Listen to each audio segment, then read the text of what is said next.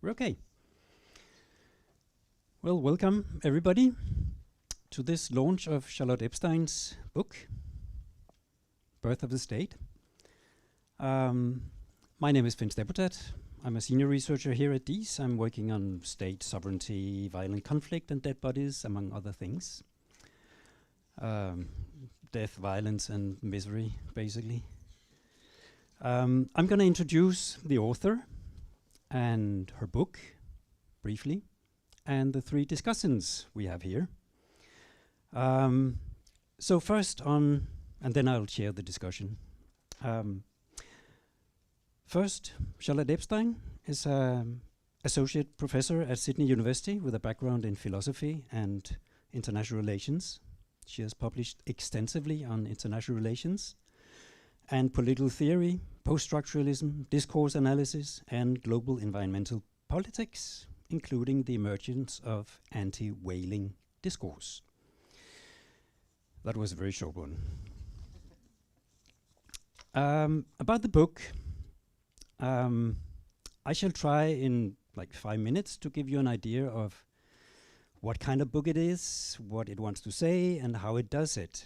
And as you can see, it's a very dense book, lots of pages and words. So it's a hugely scholarly effort, and also therefore quite difficult to give you a good impression in 5 minutes. But I'll give it a try. If we start by looking at the title, The Birth of the State, I think it's worth noting, of course, the bodily metaphor of the birth of the state. Because Charlotte's project is to explore the many ways in which the body is implicated in the constitution of the key political relation of modernity, which is the one between the rights-bearing subject and the state, neither of which existed before the 17th century in Europe.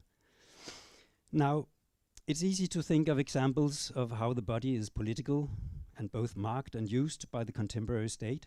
Think of, for example, the current COVID-19 pandemic and the legitimizing role of health and well-being of the body as a main cause of the state, or of the use of biometrics in controlling the movement of bodies across state borders in today's international system. But what Charlotte does is to use the body as a lens for exploring the constitution of both the state and ourselves as subjects of the state. She studies this process in the 16th, 17th century England, primarily, and other parts of Europe, like the Netherlands and France. And this time was characterized by the transition from a given cosmic, hierarchical, and natural order to an open, infinite universe where order became a question of ordering. Hence, a defining problematique of this time had to do with ordering, both epistemic ordering and political ordering. And as Charlotte shows, the human body was intimately bound up in both projects, which of course also were related. In the book, the body appears in different roles. The body was both an object of observation in the science. It was an instrument observation in mainly the eye, which led to the primacy of the vision and to the scopic regime, as Charlotte calls it. And third, as a medium for the naturalization of the relation between state and subject, both turning this relation into a taken-for-granted relation, but also giving nature and the natural a new place as a referent for political ordering. And then we should mention also, in addition, that in her book, Charlotte talks of both of the body as a kind of conceptual unit, and of bodies as a many different and differently positioned bodies in the making of new hierarchies and divisions. Think gender, class, race. So the book is structured in 3 parts that each explores one of the 3 foundational and absolute rights, the knots that bound together the subject and the state, namely security, liberty, and property. So there are 6 main chapters in these 3 parts, and they are all based on close readings of classical texts in political philosophy and theory, like Hobbes, Locke, Grotius, Pufendorf, and others, but also on studies of institutionalized practices emerging in the 16th and 17th century.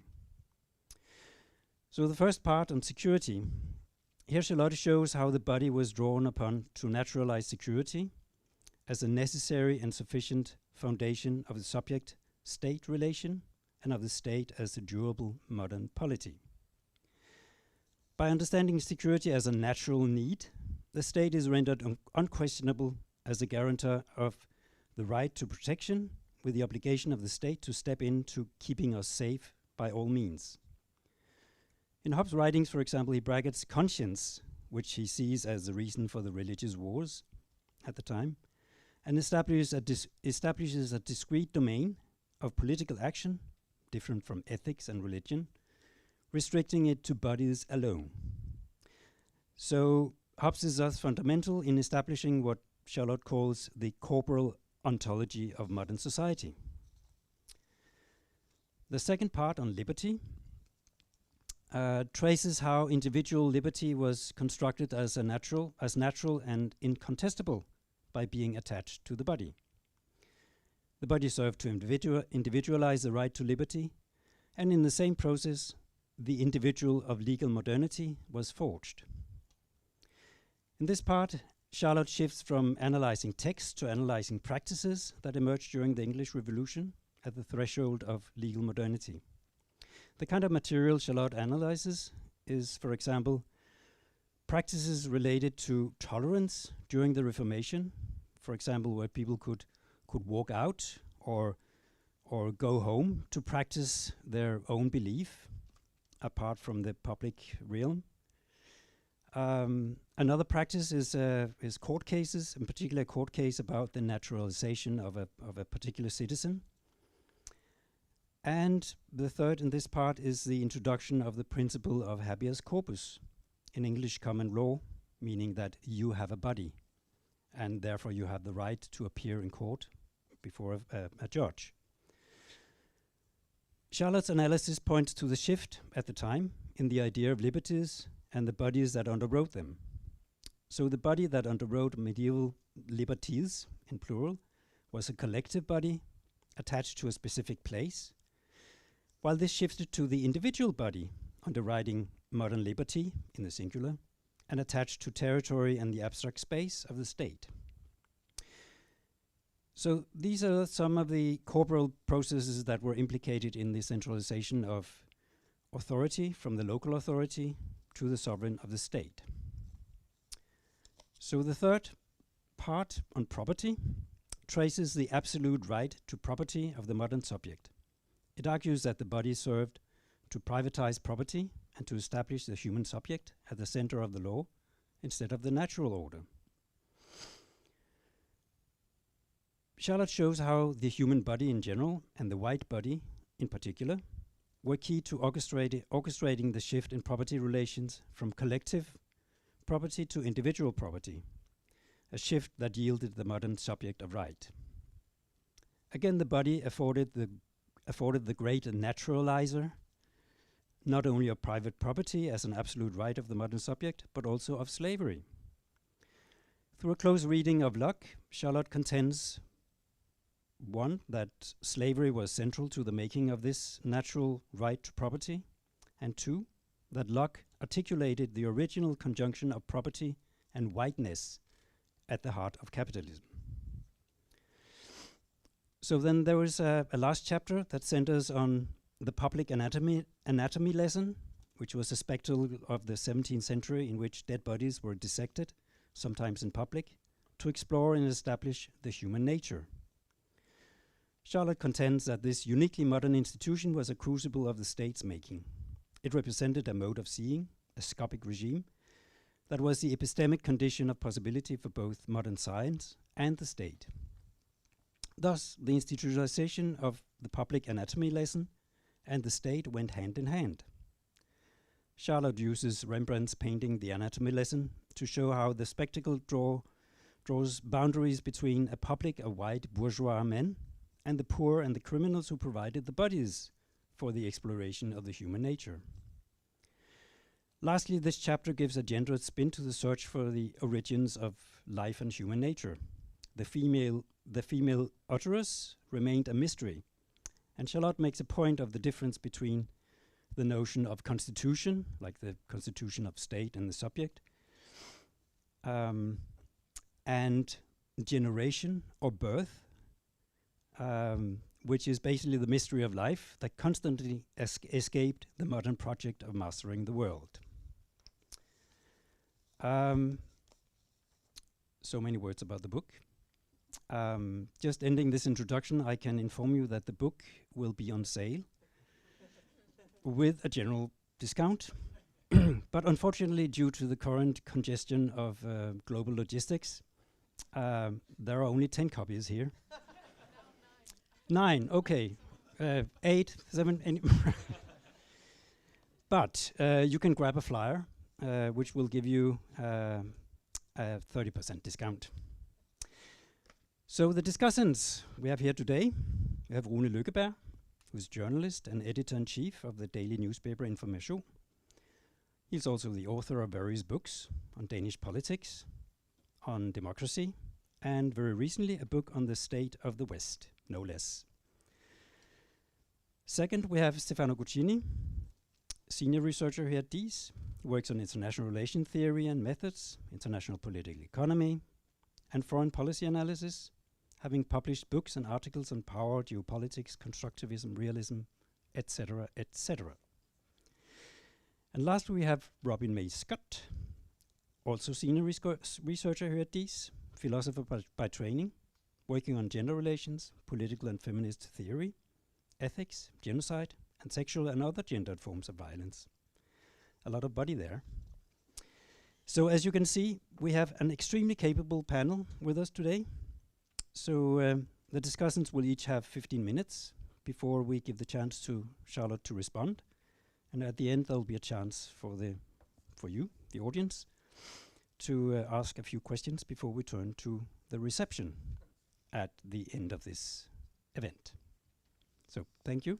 Rune, the floor is yours. Yes.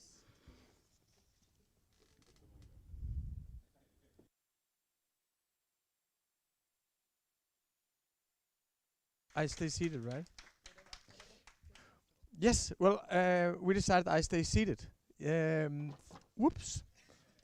And I kicked the table. Well, thank you very much for inviting me to this event. And thank you for sending your book and letting me read it. I think it's a very, very impressive piece of work. And I really appreciate the character it has of a grand narrative of modernity. And I think I at least very rarely meet those kind of theories anymore, because you can always say, well, they're so ambitious, you want to draw such long lines so you can find all sorts of faults or things that weren't included or things that were excluded along the way. And I think it's a courageous piece of work, and it's not just courageous, I think it's also very original and thought-provoking. And I think I'm convinced by your close readings, and I share the big picture. But I think it's also, if you want to make these grand narratives, then you isolate certain pieces of text by Thomas Hobbes or by John Locke, and you say, well, these are the central texts, and then you investigate them very thoroughly, and then you kind of presuppose that everything else is the same, or that this is where difference is being made. And then you have identity for a long span of history. And this way of reading and creating grand narrative, they reveal something, but they hide something as well. And in order to make the ruptures visible, then there are other ruptures that you don't see. Your method is very. I really enjoyed reading the book because I grew up in litteraturvidenskab with Michel Foucault and Jacques Derrida, and I never read anyone who actually writes these genealogies anymore. So it was like coming home. I really enjoyed that. And you have this saying, well, we have these concepts and these notions that we take for granted. Now let's investigate them. And I think in this investigation there are also some notion that you take for granted, and I want to ask a couple of questions. About them. I have 3 points, and they will be resumed in 3 different questions. The first is about philosophy, the role that you ascribe to philosophy, or what Hannah Arendt would call vita contemplativa in your work. The next question is about modernity.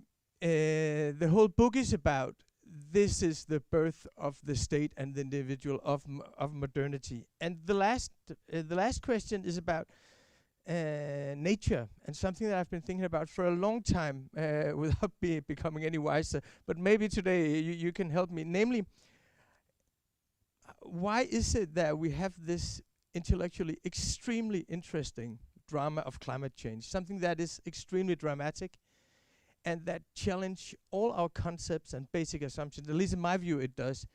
And we have so many brilliant scholars and eminent intellectuals who never wrote anything about it. And I'm not saying they're climate denialists, I'm just saying, why is it that we have this huge drama in our time, and actually so few people are participating in helping us think about it? And that will be my last question. The first is, it seems to me to be a premise of your large constructions that the thoughts of Thomas Hobbes and John Locke are not just reflecting the defining problematics of modernity, but are actually also contributing to the construction of modernity. So if we study their work closely and we make convincing close readings, which you really do, then we are also studying the constitution of the modern state and the modern individual.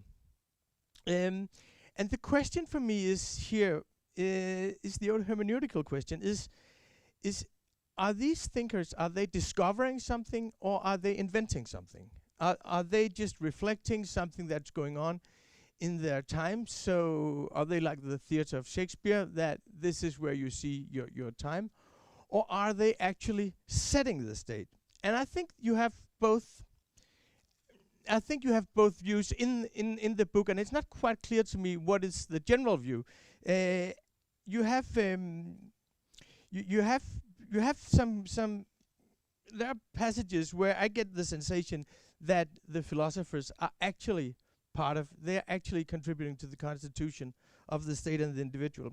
I have a few quotes. The modern individual, then, as the figure endowed with consciousness and with a conscience, was born with Locke. Modern reason's problematization of the relation of identity and difference was the epistemic condition of possibility for beginning to conceive an order founded in inequality instead of hierarchy. So there are several of these quotes where I get the feeling that they're constituting it. But you also, when you speak of Leviathan and the Westphalian state, say, well, there's a convergence between what he was thinking and what's happening in history. And you also say about Thomas Hobbes that he was defining, he was formulating a defining problematique of the era. And of course, this is a very important point, because for a lot of reasons, this is a very important point.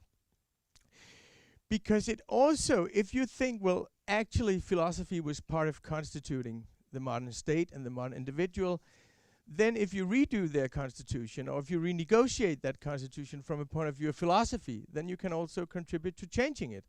And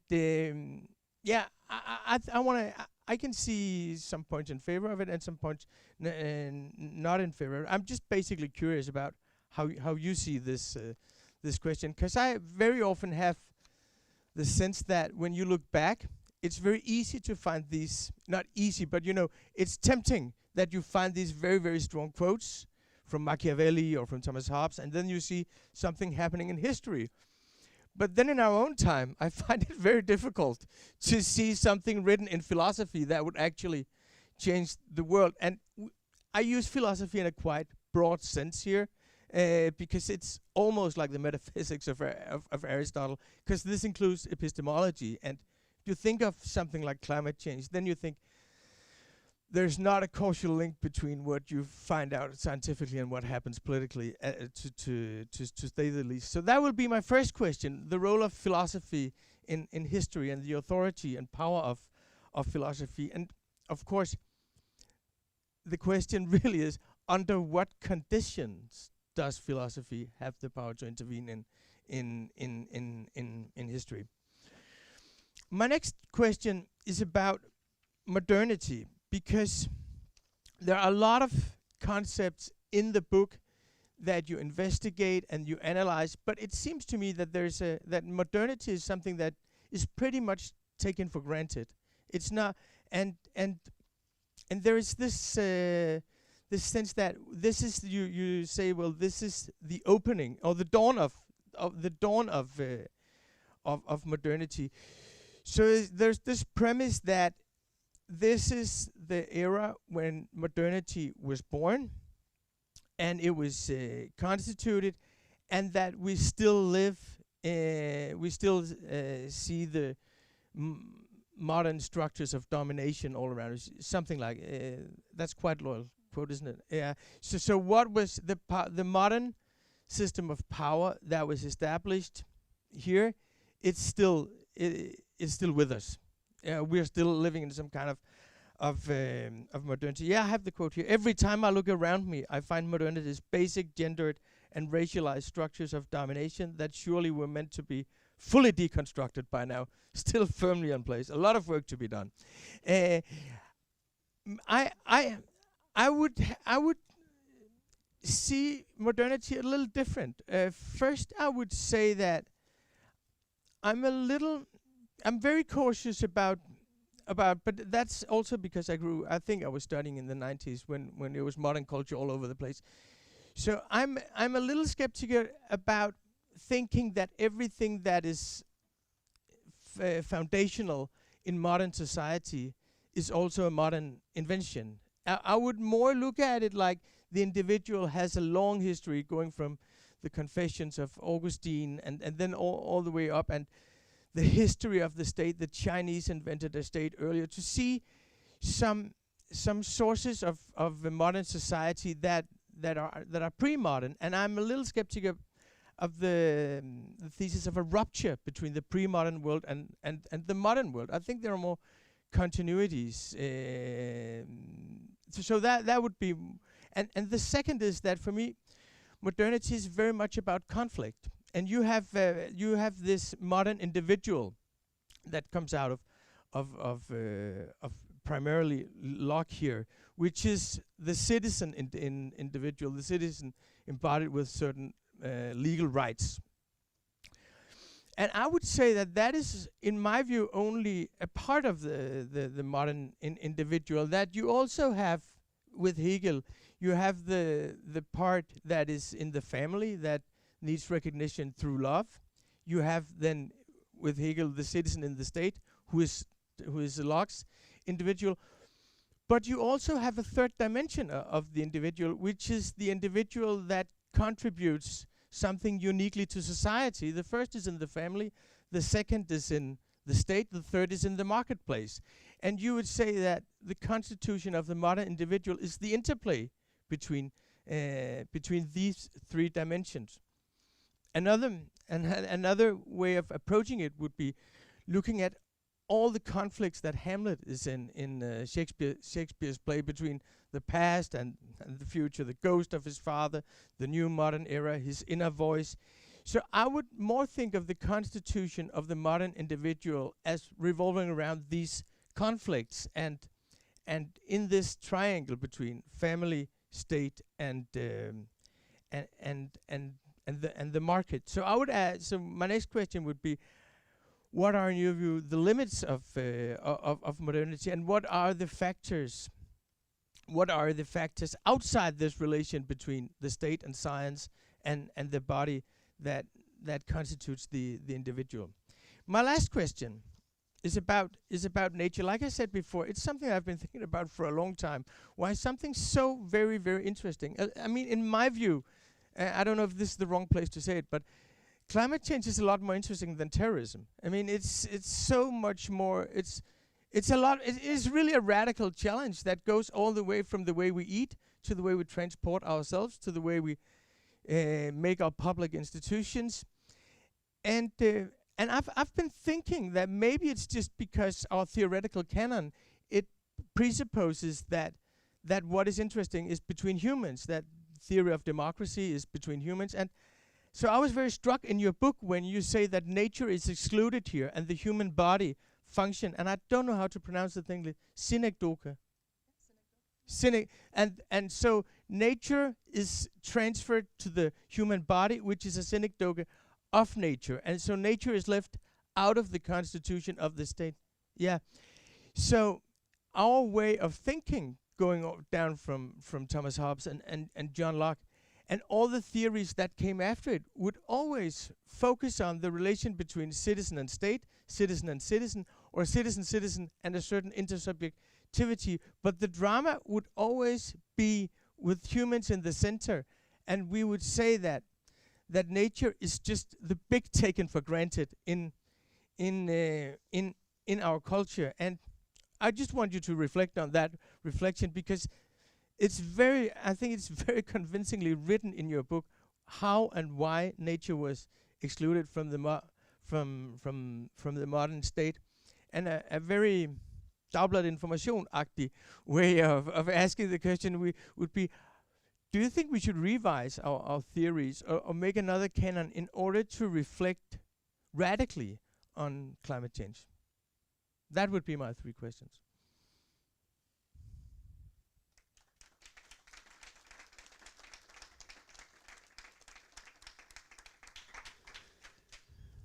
I think we'll continue right away with Stefano. Or, yeah, you just make notes. Yeah, I was just going to say, I maybe she should have a, but okay, here we go. Well, thanks very much. Thanks for everyone coming in and being here on this panel. This is really a pleasure. And thanks for the book. Yes, it's a dense book, and Finn, you did a marvelous job in putting it together, because I will have to do something tomorrow. You might give me your notes. It will be acknowledged. All right. So yes. So I will not spend that much time in the glorification of the book, not because it wouldn't deserve it, but because we like to come to the points. But it is a dense book, and although it has a couple of brush strokes which are nice and big, there are 1,000 which are on the side, in which you have to think time and again as well. So it is not a book for the quick consumption. It is one. It's not fast food. So you have to like it. And it is true that there aren't that many around. And in international relations, though, that's the good news. I mean, compared to there's no political scientist in the room. There are more interesting things that we do. Let me put it this way. So I have also 3 points, and they refer to Hobbes, to Locke, and to the general setup. So the first one, and is about the very constitution of the private and public. So the Hobbesian story is the story of security and the Civil War, and he is used in the book for this beginning of what Michael Walzer once called the art of separation. Is how the liberal government is thought to be. You can have whatever you want, religion and so on, in your private sphere, but then there's a public sphere in which it doesn't work.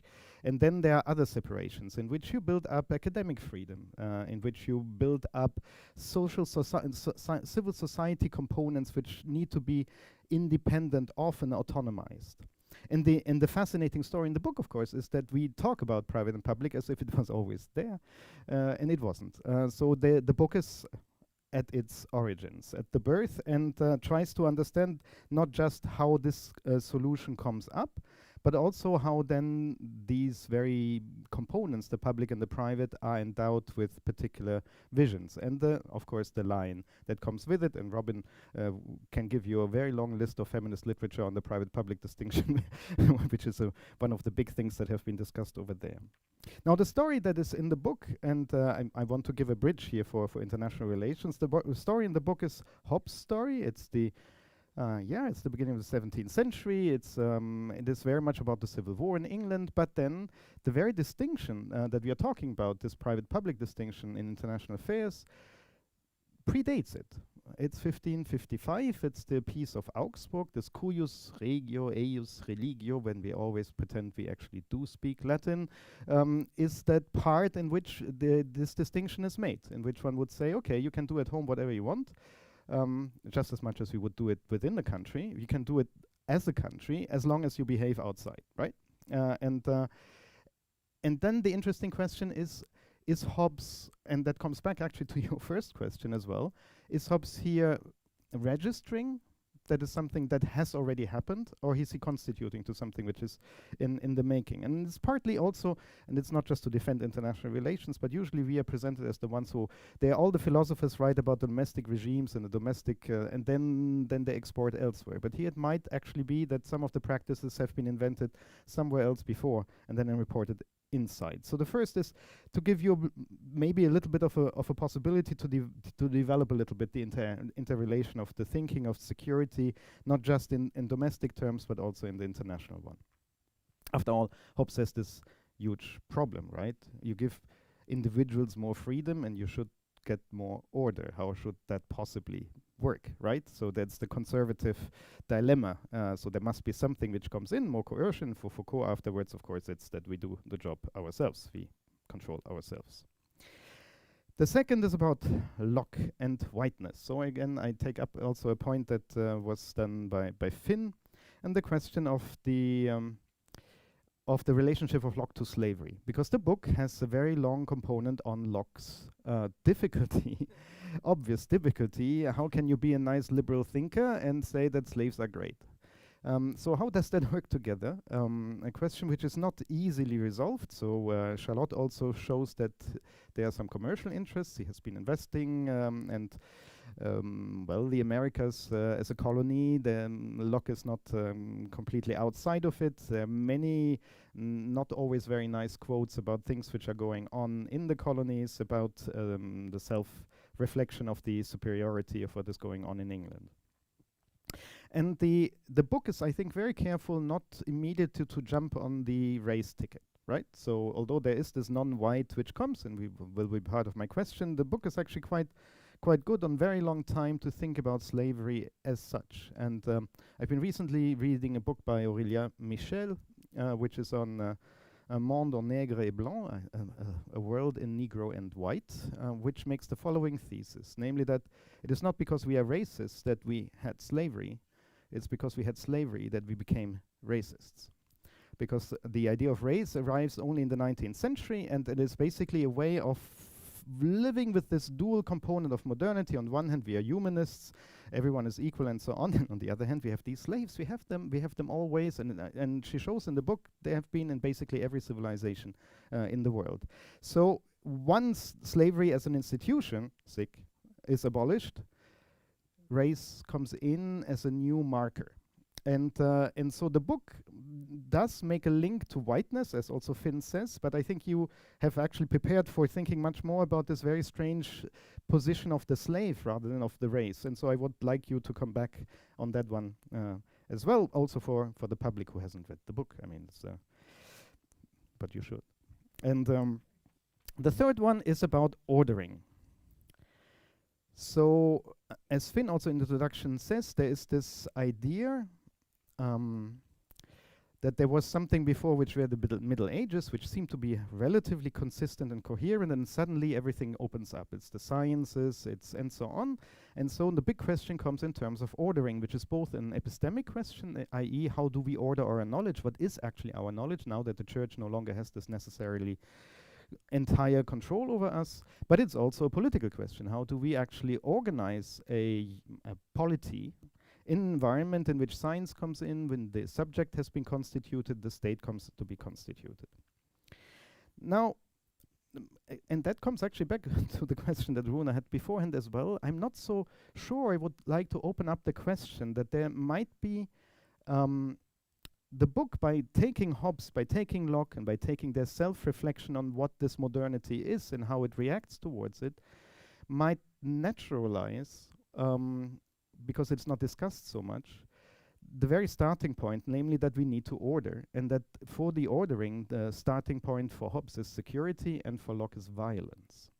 So we buy into basically a realist story of what politics is all about, because that's the way that this particular solution, the liberal solution of these days between the state and the subject, has been formed.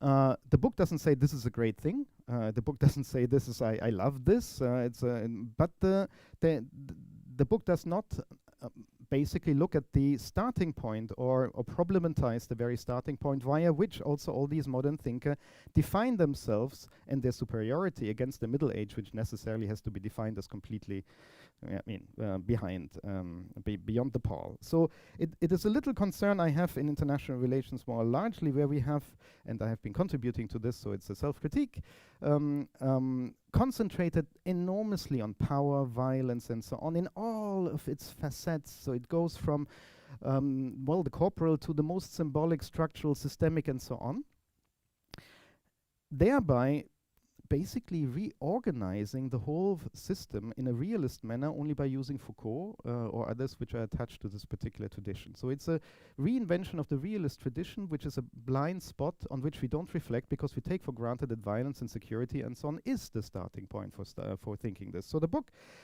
can suggest that yes, it has become like that, although there's no necessity to it, but it doesn't maybe reflect on it. And again, you will have the chance to do so now. Thanks very much, Charlotte.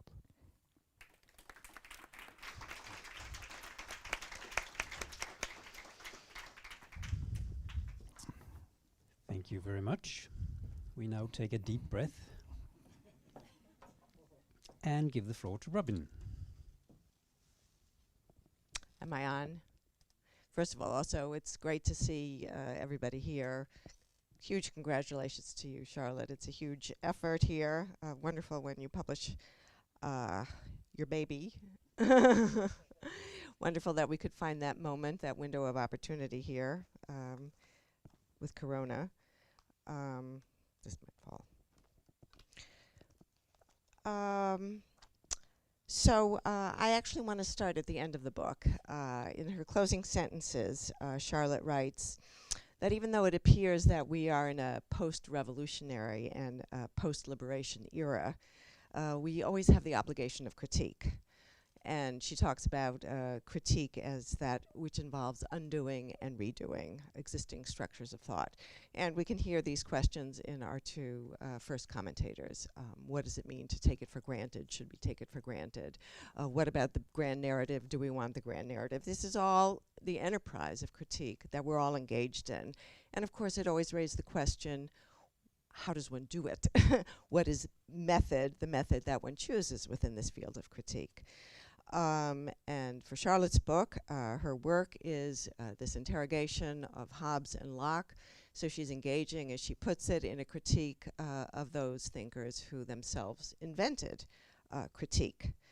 But of course, these questions about how do we understand and critique the world, natural catastrophe, or power or violence or whatever our optic focuses on. This is something that concerns a very wide group of people concerned with post-colonialism, feminism, anti-racism, critique of capitalism, environmental degradation. Charlotte's own field, as we hear, is that of international relations.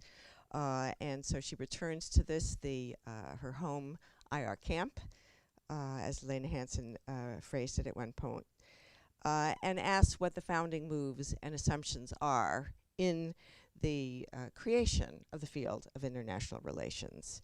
And she highlights in her story about her field of international relations two primarily streams, one with a focus on constructivism and a second with a focus on post-structuralism, and she places herself in the second camp. And these two approaches to the question, how do we understand, how do we interpret, how do we critique, give quite different answers to questions like, are there universals? How do we understand human reason? And if they're not universals, how do we navigate in our battles over truth and politics? In a post-structuralist approach, the one Charlotte navigates in, it's a commitment to the idea of being contingency history going all the way down. There's no reference to a pre-social, pre-political, pre-modern natural self biological or otherwise. So we're always within this nexus of relations. She, as I understand the book, has two moves she's making. The first is she, like many feminist critics, many critics of racism, want to have a dialogue with what she takes the founding positions through their core concepts. So she wants to get to the heart of the matter. And it's not a question of, well, they said this about race and they said this about gender, but we can forget that for now because what they said about property, what they said about security is right. She's challenging basic concepts to make a basic challenge to in this genealogy, in opposition to approach which says, you can add women in stir or add race in stir. She wants to undo what she sees as basic moves and look at structures of knowledge, reason, of the body. And second, and there are many debates about how do you do critical work and do you have distinctive methods. And as one of my colleagues in the US, Sandra Harding, a philosopher of science, said long ago, there is no one, for example, feminist method or post-colonial method. One is always navigating downstream from other mainstream theories. We're always in dialogue on the shoulders of our predecessors, our dialogical partners. For Charlotte, the figures who inspire her conceptual moves here have become mainstream in many parts of cultural and academy. For example, Derrida, Lacan, Foucault, and Butler. And in digging into her own work, I found an earlier essay where she refers to a lecture that Jacques Derrida gave in 1966 in Baltimore called Structure, Sign, and Play in the Discourse of Human Sciences, where he, really emphasizes this fact. There's no point of transcendence. One is never outside of an interpretive system in which one is interpreting. There's no origin or neutral center which can guide our interpretation. And then in this essay where he talks about Levi-Strauss and Levi-Strauss' attempt to talk about South American myths, Derrida says, you can't have this total inventory. It's impossible. And it's impossible for at least two reasons. First of all, it's empirically impossible. I mean, we're finite. We can only have limited knowledge, and the world is always changing, so we'll never, ever, ever, ever get to a total, system of South American myths or anything else. But the other, and which is what's central to post-structuralism, is the sense that the totality is never complete. You can never have a total system in your analysis of capital, in your analysis of power relations, of gender, in your analysis of nature, because there is always this, what he calls absent center, missing center. And this is how Charlotte takes her task in tracking the relation between state and subject and uses the body as her optic. So, as she clearly says, this is distinct from many other projects about talking about the body in modernity. It's not an attempt to give a representation of bodies, of the body of nature, as Carolyn Merchant did in her 1980 book on the death of nature, or of women's bodies, or of black bodies. And it's not an attempt to look at bodies, embodiment, or nature as a source of inspiration for criticizing alienation or whatever else one might claim.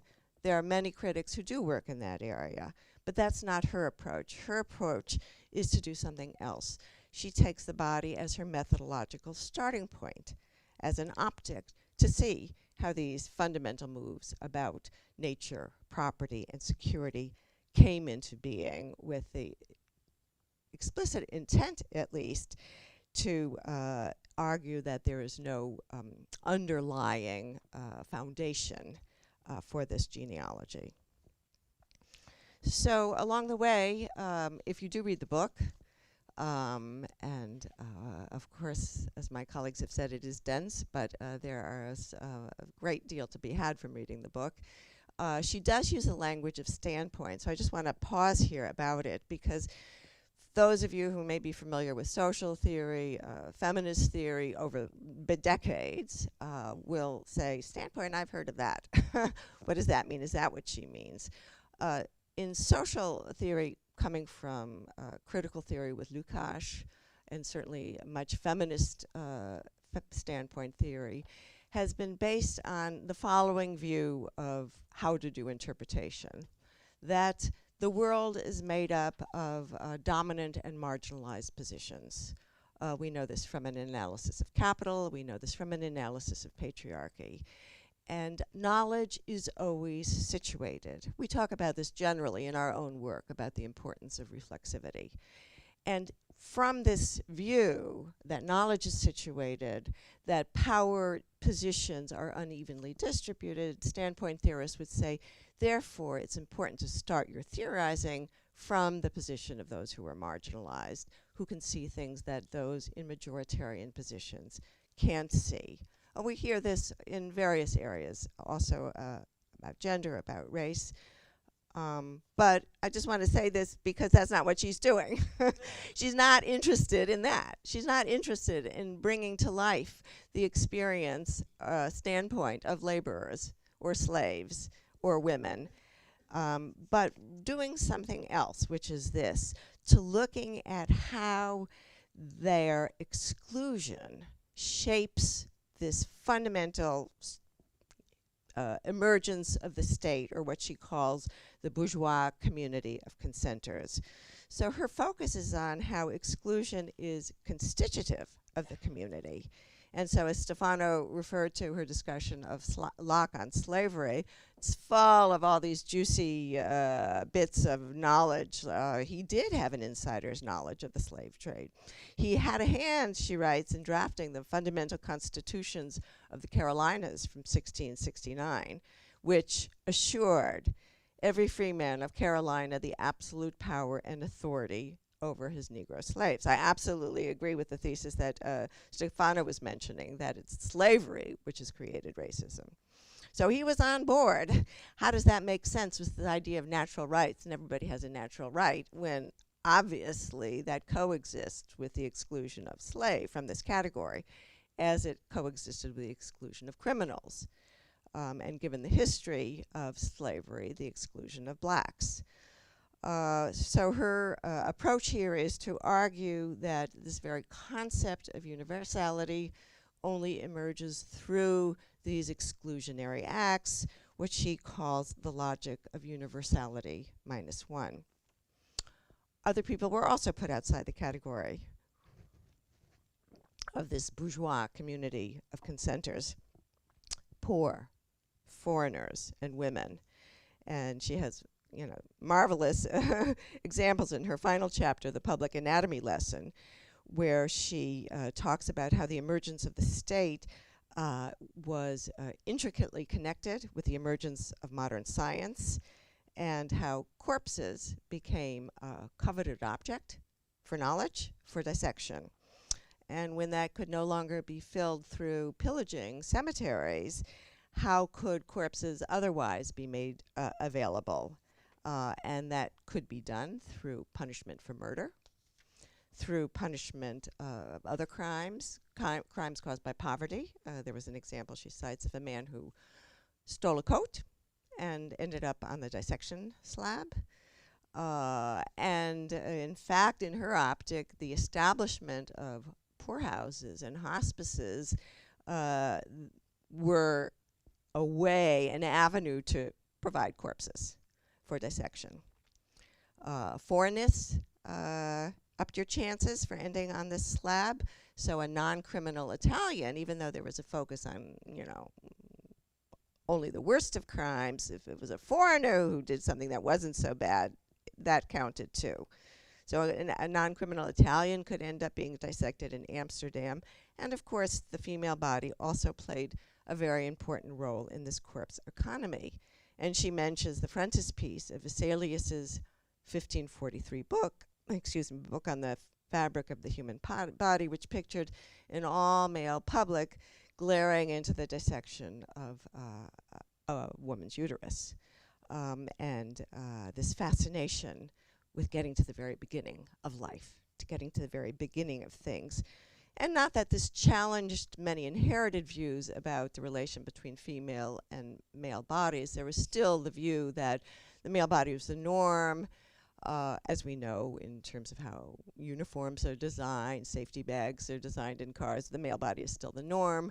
But the attempt to look into it, see it, know it, control it, and of course one could argue appropriate these very life-giving capacities of nature itself.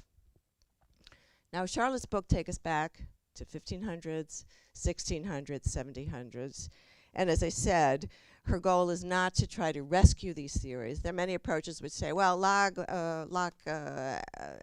may have been a slaveholder or supported slavery, but that doesn't really affect his central concepts. That's certainly not the position she's taking. And other people would say, oh, well, there are these central contradictions between the idea of universality and the exclusion of criminals or blacks, and it's the contradiction itself which is the driver of critique. We know this from the tradition of the immanent critique from Hegel and Marx. But instead, it is this immanent, it is the spirit of deconstructive critique, where she's looking at the mutual constitution to show that there's no naturalness beforehand, that the security or property or liberty always are co-constituted in this matrix. But one might ask, what about today? Are these, is this kind of approach still relevant? If we look over the landscape of social movements, we've seen, as you hear, I'm an American originally, Black Lives Matter, the Women's March in Washington, Everyday Sexism Project, hashtag #MeToo. In Denmark, there's been a very live debate about colonialism, the colonial heritage of Denmark, the relation to Greenland, relation to former colonies, children who were exceptions and stolen from their home places. We all remember Katrina Dirk-Nick-Homfeld's throwing the boost of Frederick V into the harbor. So what about all of this awareness? Does it still make sense to talk about universals being exclusionary? And I believe that the answer is yes, absolutely yes, and that I think is also what Charlotte would say, because achievements for social equality, conceptual and political, are always contested, and we see this, of course, as I say, in terms of developments in the US over the last 5 years or more, the ongoing attack on women's reproductive rights, systematic racism. So the deconstructive strategies of critique highlight how we are always inside these struggles and not outside. It doesn't mean we can put them to rest. But her project doesn't provide a theorization of bodies, of race, of class, of gender. And of course, that doesn't displace the important work of the many scholars who do work in this area. Many scholars, as I say, work on issue challenging, why the female body is not included in, teaching of anatomy, how they could make military uniforms without taking into account the size of women's bodies and so forth. But there's one thing I want to say here in closing, which is that there is a line of critique that argues that a deconstructive approach can't answer some disturbing questions about norms and democracy. In what direction do we want to take critique? Is it the case that all we need to think critically about our world is within this frame of mutual co-constitution? Or is there a need, a longing, a regulative ideal somehow outside or beyond that, as Sheila Ben Habib, one of my teachers, has argued? And isn't it important to recognize that there's always a multiplicity of interpretations, a multiplicity of critical strategies. So when you ask the question, well, how do we do critique? How do we do interpretation? There is surely no one answer, not even from a defender of deconstruction. Derrida also stumbled on this in his 66 lecture, that there may be irreconcilable approaches to interpretation and critique that we live with simultaneously. And he calls this, he calls on the language here of gestation and childbearing, which we see with awe and terror. And of course, as Finn mentioned at the beginning, birth is the first word of the book we're discussing today. The life-holding matrix that the masculine gaze of science sought to penetrate. Birth is, in Charlotte's view, this tension between the creation and constitution and the notion of eruption, and as she said to me the other day, collective agency. So of course I can't leave without mentioning Hannah Arendt. Those of you who know me will know that I can't do that. A theorist who brought the language of birth, beginnings, natality into her work. But Hannah Arendt's work also raised the question, birth of what and for whom? Before she wrote The Human Condition, she wrote The Origins of Totalitarianism. And we could see the birth of epical and politically transformative and undermining developments with Nazism and totalitarianism. From a biopolitical perspective, the state gets under our skin and in our organs. We know this from the history of eugenics in Nazism, for example, with the rape camps, with forced abortions. And from a political use, this language of eruption also leaves the question, in what direction? As I said, as an American, I saw an eruption on January 6th with the riot at the Capitol, a very alarming kind of eruption. So the question of eruption doesn't close the story, it keeps it going. And I also think that one of the things the critic sometimes experiences is being in an outsider and insider position. This duality that coincidentally both Charlotte and I share of leaving our home, original home.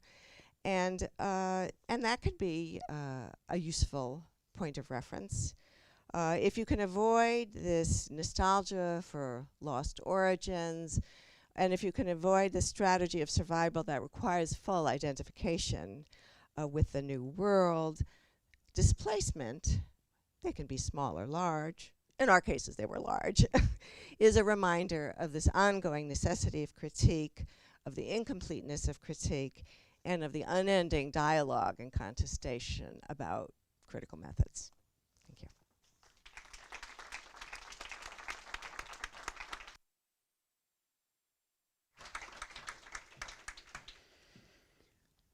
Thank you, Robin, and thank you to the three of you for a bunch of great comments and a few overlapping questions.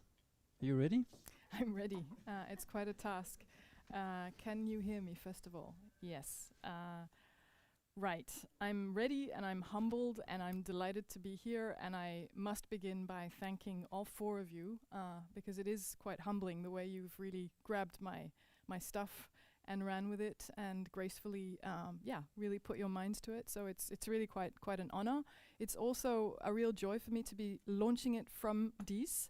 I've been working here for a few months and I really wanted to do this because it's been a real pleasure to be working amongst you guys and to have some of my oldest friends also be able to come today. So with that word of thanks, but really truly, it's, it's the feedback, the feedback that I'm getting is precious. So I guess what I've done is I've written something in which I've perhaps replied to what I thought both Rune and Robin, with whom I've had more time to think about, were saying to me, and I will also broach Stefano's points after that. So And it's perhaps I'm replying and I'm opening it up a little bit to tell the audience a bit more what the book is about, right? So why do I think the 17th and 16th and 17th century are so important, right? Why would I defend it as such an important starting point for modernity? Because 3 huge things happened. First of all, Western philosophy's oldest question, which is what is the human? What is it that makes us human? Took on a very strange turn at that point in time, which is that the answer was sought from the 16th century onwards in the body and by opening it up. Okay, it was about having this 2-legged thing, okay, where blood run, right? And so suddenly the question of what is the human became corporeal. That's one thing that happened. And it was a truly extraordinary thing. I mean, this is another, like, the way the 17th century can be fascinating. I can talk to you all night. But suddenly, dissected bodies were everywhere. They were in poetry. They were in plays, okay? They were in painting, okay? And there was this real concern amongst the painters in particular to capture the real proportions of the human body, because that was the site of the answer to this question, the truth about the proportions. Think, for example, you all know Leonardo's Vitruvian Man, right? The sort of the man like this in the square, which is indeed thoroughly gendered, right? But what's going on there is that getting the proportions right is capturing something about the human essence, right? And by the way, these dissected bodies were in demand from these painters who actually wanted bits of bodies to be able to paint them. So there was indeed a corporeal economy, right? So it's quite scrumptious, at least if you like dead bodies like Finn and I do, what happens in the 17th century, right? And by the way, the Vitruvian Man, the proportions were also about how you built buildings, right? So that it became the proportion for building architecture. So there was really something going on with the body in the 17th century. And then, simultaneously, okay, the way humans lived together, which is not a new thing, okay, but in the 17th century did take on a new form, which was the state, okay? And I see this everywhere when I go around in Europe. So arriving in Copenhagen, right? Your Christian IV is my guy who did this, right? This state making, right, is really what's going on in the 17th century, right? So in other words, this body politic, which is an old metaphor, that's not the new thing. That's the metaphor that comes from the church, and it is a metaphor, except what happens exactly at the same time as the state is created is that suddenly the actual body is looked at in the body politic. So the body politic actually becomes about the body, if you're following my turn. So that's development number 2, and it's quite massive, even if I will take on Stefano's suggestion about the inverting it, afterwards. The third thing, which is really where I think all my answers to both Rune and Robin lie, is in this business of rights, okay?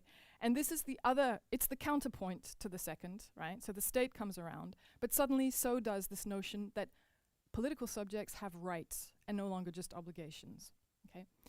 And the reason I stick with the 17th century and find it so important is that both of these forms are still with us. Okay, the state is where we all live. We all live in states. We're all grappling with state. The international system, I don't need to say this to an IR theorist or to the IR people in the ground, is full of states. But also rights is this thing that we're still fighting to extend out to everybody properly, right?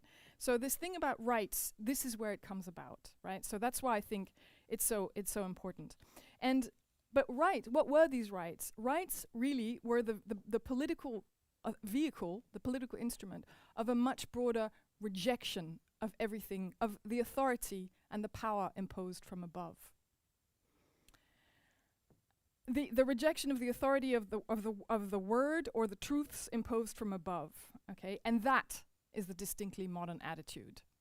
And the reason, again, I'm sticking with it, is that I think it is still our attitude today. In other words, contra Latour, I think we are in that sense quite modern and are still modern, not postmodern. So this rejection, right, of the word of authority, the word of the truth that was imposed from the Bible, all right, or from things that were dictated as being true, you could see that in the science, epistemologically. There was this desire to see for yourself, to have things demonstrated as opposed to simply proclamated from the chair, right? This need to have things demonstrated is what meant that people wanted to look inside the body to see for themselves how it worked. Okay, so it was an epistemology. It's in other words, this rejection of authority is the attitude of modern science, and Marx if you like, the whole scientific attitude, the one of skepticism, right? Real proper skepticism, which defines all of the sciences today. Politically, right, it's also with rights that the subject wrested power away from the absolutist state, right? So in other words, and I am beginning to answer both Robin and Rune, the attitude of not accepting what's coming from on high just because it's in the Bible is for me fundamentally the core kernel or the origin of the modern attitude of critique and of critique. In its original sense, right, in the sense that defines modernity as this valuing of autonomy, right, as this valuing of the ability to think for oneself. I mean, what are we doing in universities if not teaching people to think for themselves, right? This is still the same business as far as I'm concerned. As the ability to think for oneself, to question everything, including the commands of the sovereign. And I would say, right, this putting everything under questioning, right, is fundamentally the attitude, the democratic attitude, the attitude that led to the making of democracy in the first place, right, by wrenching power away from the sovereign, right? So it is fundamentally the democratic attitude, right? And that's why I guess I was concerned by going back to the origin of what critique is. That really was kind of one of my, because I am also, I think, maybe stuck in the 90s, as you've pointed out, Rune, in my genealogical quest, right? Going back to the origins of that and returning to some of the founding authors who defined those gestures, who did it first, right? Who defined those gestures of rejecting the arguments of authority, first of all, epistemologically, that's the epistemological gesture, but also of defining what rights were and grabbing them. And specifically, the three new rights that I focus on, as Finn did a marvelous job of really helping me actually present this to you, were security, that's mostly Hobbes, liberty, Locke and Hobbes, and property. So to Rune's question, I'll say some more about critique, but I did want to say why it was important for me to go back to the origin of what is going on in modernity that I'm also still grappling with, because I think it's actually one of the things that's at stake today. But as to the question of, how did you put it to me? The question of philosophy, and were these guys simply articulating something or birthing it at the same time? I really think they were doing both. I think there really was something completely unique that was happening in this age by the virtue of these new things that came into being, but rights and the state, that meant that, when Hobbes, has this image of the Leviathan as these many different bodies that come together in one body, it is literally the first envisioning, like a vision of the state. And it is treated as such by someone like Carl Schmitt in the 20th century, right? It is, and this making you see it is a way of precipitating its coming into being. At the same time, this is happening as other things like developments around the reason of state, la raison d'état, okay, which is the Westphalian moment, but where states were negotiating with each other the need to have a reason to basically have matters of state that only concerned the sovereign. That was happening on the ground in the power plays with each other, while it was being theorized at the same time by someone like Thomas Hobbes, right? And in the theorizing, he sort of precipitated it even more. But I also think there's something else which I was not in my notes, but that I was thinking about when you were talking, which is there's something about this time which is pre-disciplinary, which is so important to me, which is what cost me so much in writing it, because we're now in a super disciplinary age where you're sort of not allowed to do this kind of thing. But at this point in time, the only discipline that existed was philosophy, and everything else sort of was branched out from that. So that's why we're no longer in that age, right? But this is a pre-disciplinary moment where that's why I felt it required being pre-disciplinarian, if you like, or going through all the disciplines. But for sure, philosophy doesn't have that status anymore. But at this point in time, when these big things were invented and created, these big forms that we still live in, I think that's where it happened, right? And I do think it was this process of thought and thinking and the practices on the ground, the practices in the law, the practices in medicine that were melding together in very strange ways. And that says something about a collective agency that I'll come back to at the end. I've sort of gone a bit more off script because, yeah. But the other thing I'll say about modernity is that, I think, Finn also made it very clear. I don't consider it to be one blanket thing. This is where I think genealogy is important, right? So I am looking at it in England because I think that is the first. I was told I should have taken France. So that I do think it is the first place where political authority, religious authority came together on the one hand, but also was pushed back against by the subject on the other. And that did happen in England in the 17th century. So it is trying to be a sort of grounded history of modernity, which I think you've rendered quite well. So this about the story I tell a bit more. What I try to show, and this is the thing that hasn't been noticed before, is that in all of these rights security, liberty, property, let me go back to that, were nailed, okay, by reference to that unnoticed thing, which is the body, okay? Security, liberty, and property were defined as natural rights that we all have by virtue of being a two-legged being that has a body. This is this kind of, almost unnoticed. It happened almost innocuously, but it happened everywhere, and with all three of these rights. Okay, that's the story I tell. But the other part of the story I tell, which all my interlocutors have picked up on and have rendered, is the tension. Is that actually, in the story of these rights, something went wrong. Okay, these rights were supposed to be for everyone. They were supposed to be universal. They were supposed to be a function of having a body. Therefore, you had rights. Okay, and the story has never worked out like that. Okay, what is it that went wrong? This is one of the things that's obsessed me. And the story generally is, in some of the activist movements, well, that it's a matter of extending the rights properly and applying them everywhere and really making them be what they were meant to be as per sort of, if you like, their normative construction. I'm turning that the other way around and I'm saying, actually, maybe there was something, maybe they were not meant to be universalizable from the onset. Maybe there was something that was built into them from the start, that was rotten from the start, and that had to do with the way in which they were configured with the state, right? Which was always supposed to be the vehicle of their realization. But that actually, if you look at it, if you look at the logic, and this is why I'm saying, again, why do I go back to this point and how is this relevant for today? Because there was something in the logic by which they were structured that meant that they were exclusionary and by design, not accidentally. That's my story. And it's a serious story because, human rights are things that we need to, how do we do without human rights? But then maybe we need to pause and consider what is wrong about rights. And what is it that went wrong? And I think the only way you can understand is by going back to the original people who articulated that logic. That's why they're so important to me. I hope that's somehow making sense. Two other things about the story I tell or my devices, how I tell them, which again has been, I can go a bit quickly because you've helped me tell the story already. But this tension between the body and multiple bodies, which is where I think I want to push back a little bit on what you're saying, Robin, about the fact that you put it exactly right. I'm interested in the exclusions that are wrought by the logic, right? But I'm especially interested in this tension that gets constellated at this point in time between this desire to see the body as the place that holds human nature, the secrets about human nature. And this is how they put it, by the way. They would send out invitations to this public anatomy lessons saying, come and see the secrets that nature has hidden in us, right? So it was supposed to be this universal thing, right, on the one hand, the body as the site of the definition of human natures.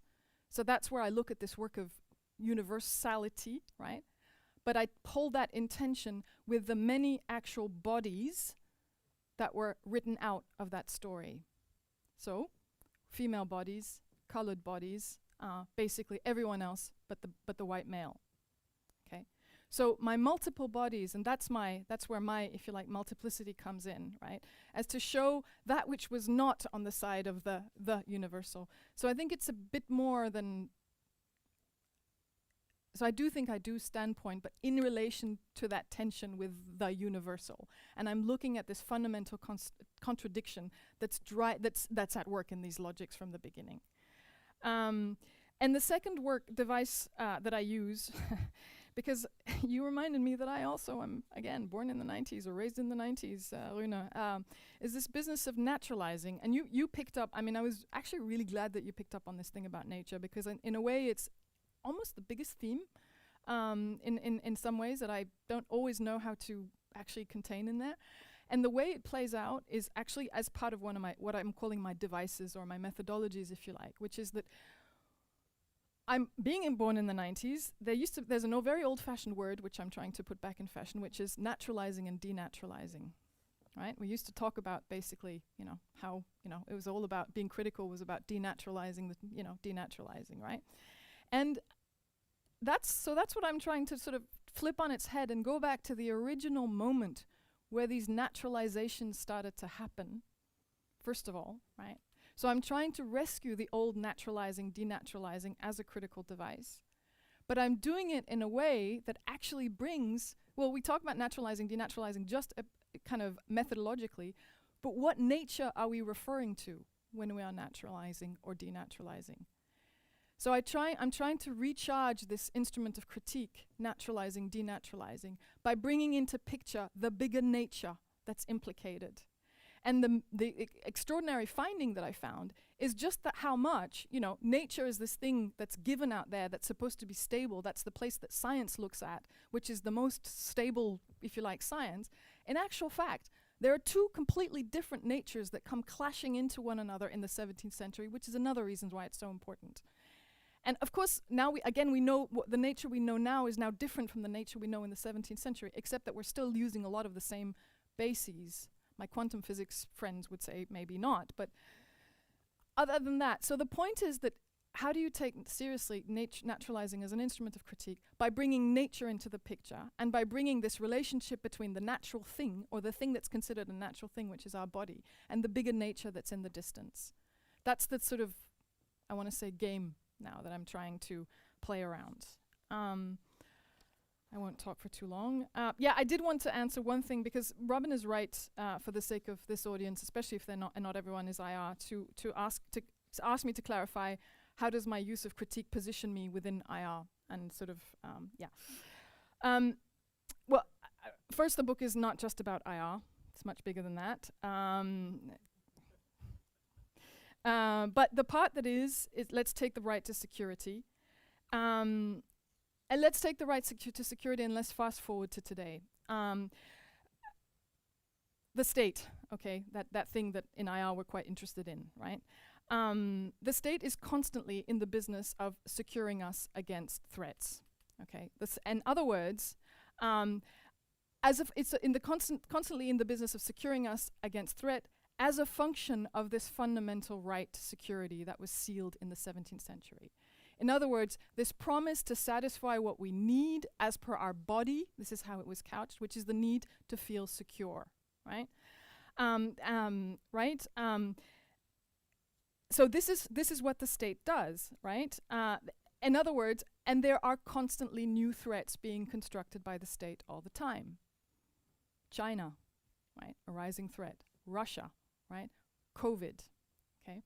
So I guess critical IR, the tradition to which I belong, right, focuses on how the state is constantly constructing these threats in order to protect us in the name of this right to security. That was a big change in the discipline, okay? This arrival of critical IR. I'm looking at Stefano, who knows the story by heart, right? But it was a big state, and it was ushered in by post-structuralism, as you pointed out, or as I actually like to call her, and she uses this term herself, radical constructivism. But the reason I'm hanging on to that term constructivism is that there's something about constructing that I also want to hold on to. Something about the work of constructing. And this was a big change. Rather than taking these threats as givens, right, we realize that the state itself is in the business of constructing threats all the time. And you have a big Danish scholar who was quite central to thinking that through, your very own and my very own Ole Wever, right? So he was a big part of this basically move to looking at the processes of construction, right? Moreover, and I guess I forgot to say this about the state when it came about, the state is this form, right, that always opposes an outside to an inside. This is the defining feature of this political form. In the Middle Ages, they were overlapping layers of political authority. The state is that thing that has a sharp outside and a sharp inside versus outside distinction. So, back to the business of threat construction, the threat is always that which is constructed as coming from the outside, and against which you need to protect the inside. But of course that claim, right, does a hell of a lot for the state in helping it reproduce itself and reproduce its power, right? So, as critical IR scholars, this is telling you where I'm sitting myself, our job is to interrogate this and to short-circuit this and to make us see the processes of threat construction. Not because the threats are not real, this is a big misunderstanding that's basically often leveled at post-structuralism. Whether they are real or not, and sometimes they are not, as in the weapons of mass destruction that led us to go into Iraq, that was just not real. But even if they are real, setting aside that question, they are always constructed in particular ways and not others, right? And that's the job of critical IR, as I see it. Because the question is, constructed for who, right? The problem is security, right? This is security as a domain of analysis is the ultimate policy real that constantly escapes democratic scrutiny. Okay, it's enough to say we need to do this for your safety that you don't have to scrutinize it. Okay, and this leads me back to my point about critique. Is that if critique is fundamental, this interrogation is a fundamental attitude of modernity and of democracy. Okay, it's not just our job as IR scholars, it's actually a democratic obligation to interrogate these threat constructions. And also, if there's this inside-outside, who's left on the outside? Who's created as the threat? Migrants? Are they the threat? You know, when is climate change not constructed as a threat? All those kinds of questions. Anyways, but I'm also now answering, I hope, Robin, the question about normative aspirations, because I guess when you're engaged in that job of deconstructing or interrogating or short-circuiting these processes of threat constructions, right? It is the case that it's not in relation to some normative aspirations that I'm holding. It's enough to do that work of deconstructing in and of itself. So that also says a little bit, I think, who I am as a critique, but it is also the case to answer you more straightforwardly and perhaps in our language that I am deeply Foucauldian in that sense, meaning I don't believe in having a set of normative aspirations that you use in your activism, partly because I find that having these normative aspirations rarely comes with a sense of humility, that they're just your own. This may have to do with the fact of working in international relations, but I've looked at norms in international relations are a big thing, but norms in international relations are generally imposed from the West to the rest, right? And so, as a critic and a Foucauldian, I don't like having a normative aspiration. I think it's enough to do the work of rendering visible the processes of threat construction, I guess, is the answer. Okay. I'm talking for too long, so I want to make room for you guys. Okay, and I almost am done. About birth and agency, yeah, because this takes me back to what's so important about the 17th century as well. Because in asking me to clarify the use of the term birth, Robin is putting her finger on something central that I'm trying to do and not sure I succeed in, which is to capture this fundamental tension between birth as a natural thing, like the thing that nature does, right? The thing that the female body does, right? Birthing, right? This natural thing on the one hand, and this other thing which I'm trying to capture, which has to do with the 17th century, which has to do with this ebullition, with this bubbling that was happening in the 70s, which is this distinctly new, non-natural, non-divine, distinctly human agency, which is the thing that created the machine, the modern machine, also the state and the subject of rights. Right? And so this is the agency that's at work in the constructing, which is why I want to rescue that word of the constructing. It's this kind of unnatural agency of the constructing, right? It's a form of human making that required breaking away from nature, right? But it is, of course, also the agency that we're maybe losing control of today, to go back to your point, Runa, right? That this is maybe the agency that we're losing control of. But maybe in the way it was configured, we've also got a clue of how we're losing it. And here I'm going back to the story, the deeply gendered story that Finn told so well about the beginning. So I guess in birth, when I'm saying birth of the state, it's almost an oxymoron, because I'm not talking about a birth, I'm talking about a making. So I'm putting together the natural process and the sort of artificial process of making.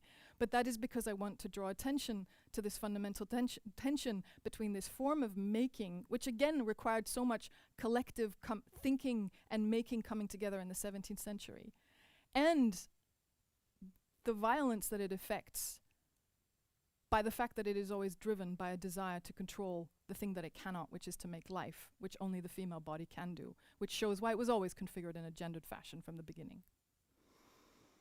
Okay, very briefly. I hope because Stefano's points I haven't answered yet. And I guess that the point about, I'm completely happy to have the international made as the starting point of the story and not the national. I'm happy to have it start in the 17th century. I think as long as it tells us something about the inside outside and how it's reconfigured, and if it starts from the outside, I don't think that fundamentally changes my story, and I'm quite happy to make it start on the outside. The thing that you're inviting me to say more about a slave in Locke actually allows me to be a bit more specific about the way I'm talking about the inside and outside.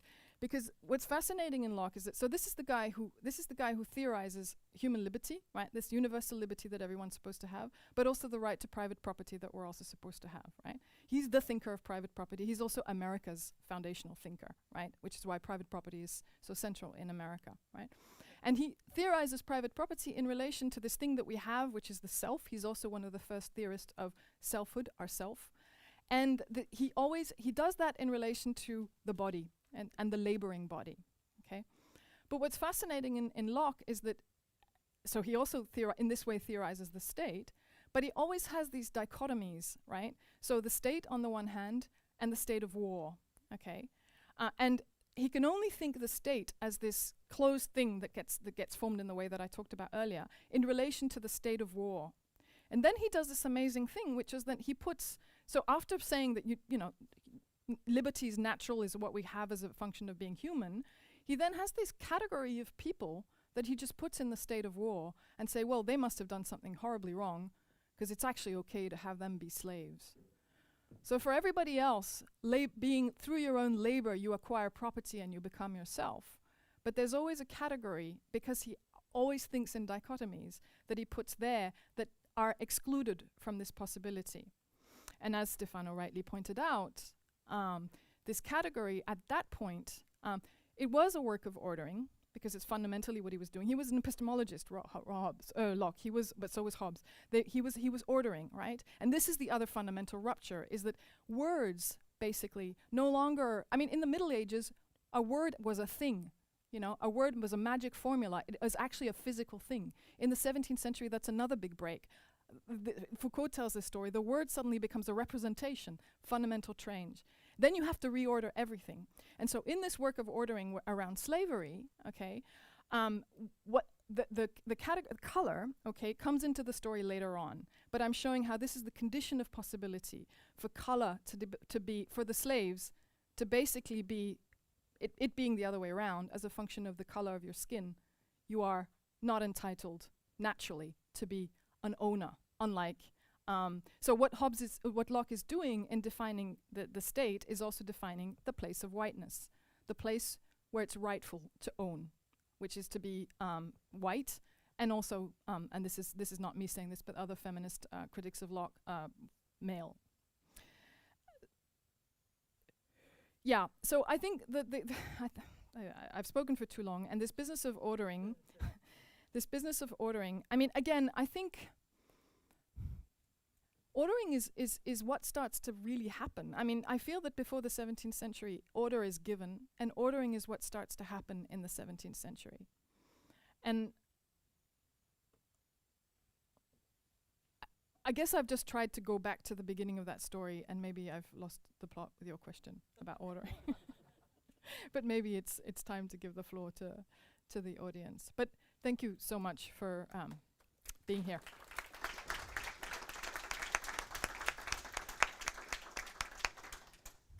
I can see that the discussants really would like to engage in more discussion, but that's not going to happen.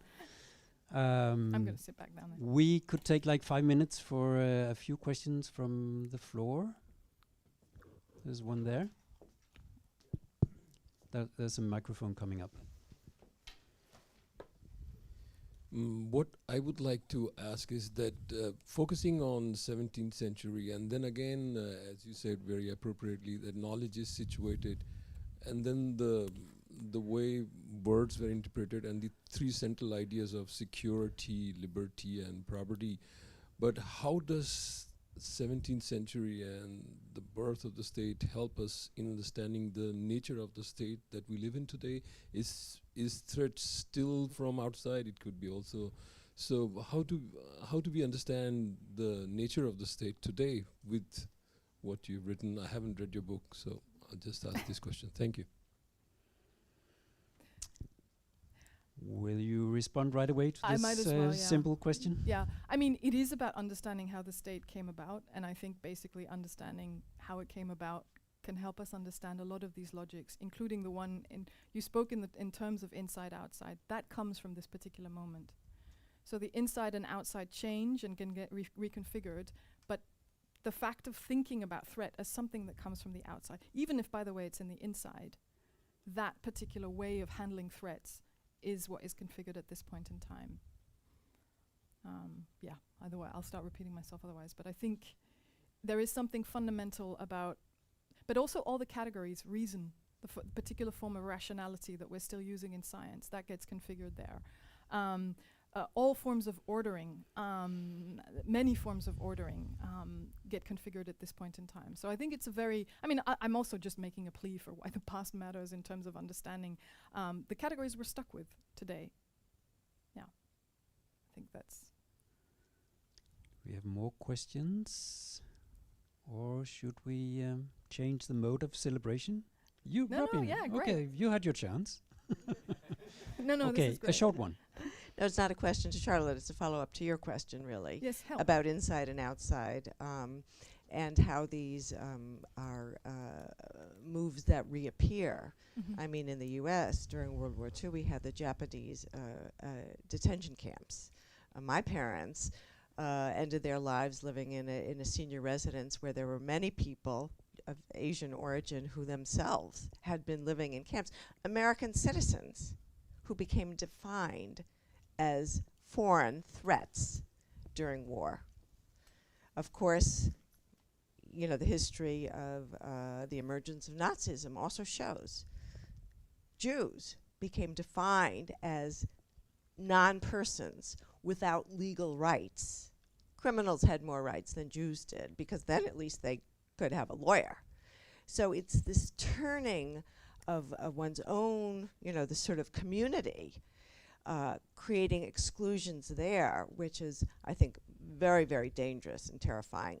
Certainly, of course, relevant in terms of the contemporary Danish climate, the language in which refugees are, you know, talking about. Yeah, so. and another way of answering that question is that function of border drawing and redrawing, which, by the way, is also, it takes a compass and it takes particular scientific instruments and it's a particular practice. I mean, I don't need to tell you to remind you how we've been reminded of how borders are drawn and redrawn and entrenched again and again.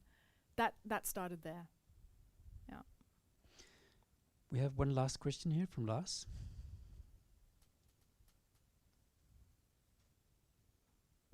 Here.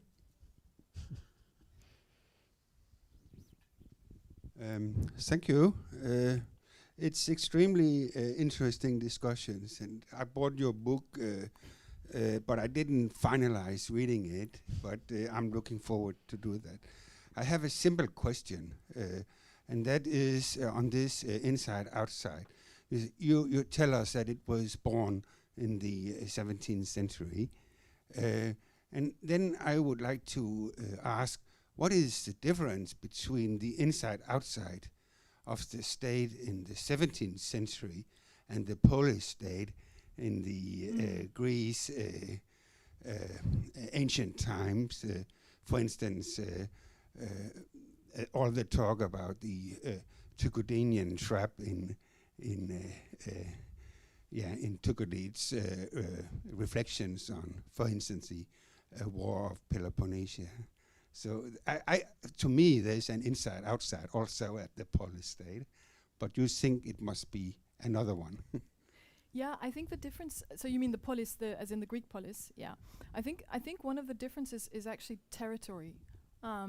So one of the things I analyze. So we're talking about cities, right? Cities allying with each other, and I'm not saying that cities, of course, they had a place, but this work of territorializing political authority, and concentrating it.